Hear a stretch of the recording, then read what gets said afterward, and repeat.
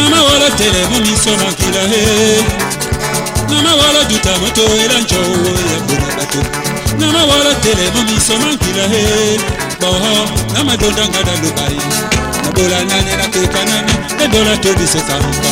Mpoma tumaki wongo Ema tumaki wongo Obate mpoma tumaki wongo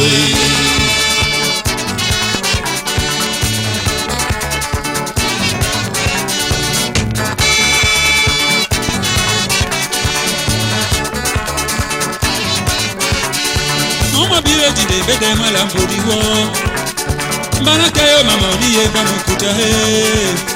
Mama bireji de bede malambodi wo lunge. Mbana kayo mama niye bamukuta he. Oh, otenda masengwe ni malo. Akobo nane masala woni. Mabole kontele msei. Mpoma tumaki wongo Ema tumaki wongo Obate mpoma tumaki wongo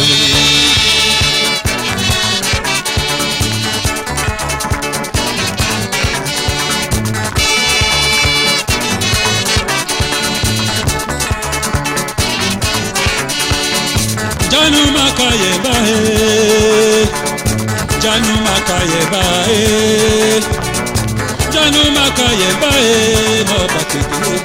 Janu makaye bae, bae si bae oh oh.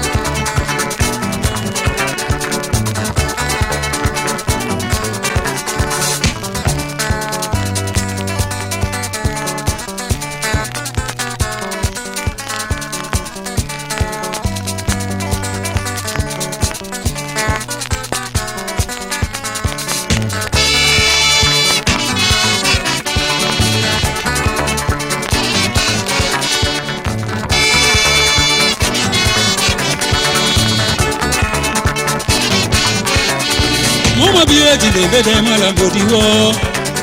Mbana kayo mama niye bamukuta he. Mama bireji de bede malambodi wo lunge. Mbana kayo mama niye bamukuta he. Oh, otenda masengwe no malo. Akobo nane masala woni. Mabole kontele msei. Mpoma tumaki wongo Ema tumaki wongo Obate mpoma tumaki wongo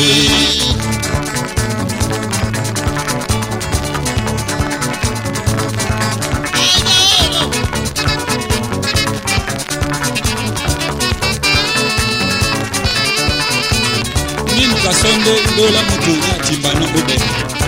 Kete ni yombo bode pasa bode. Ya foye mona abempo na tena masuma. Asomta na mone. Kele de winga na kwa wo bi ba jeste.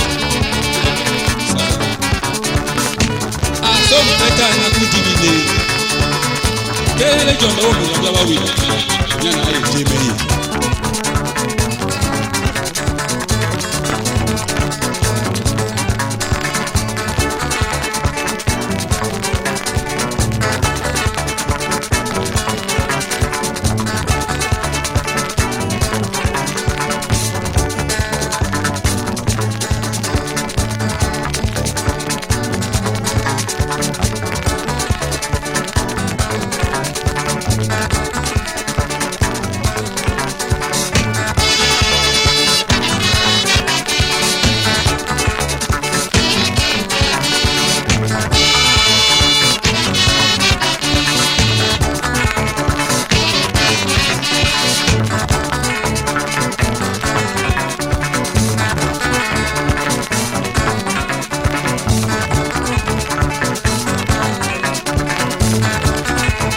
Obete mpoma tumaki wongo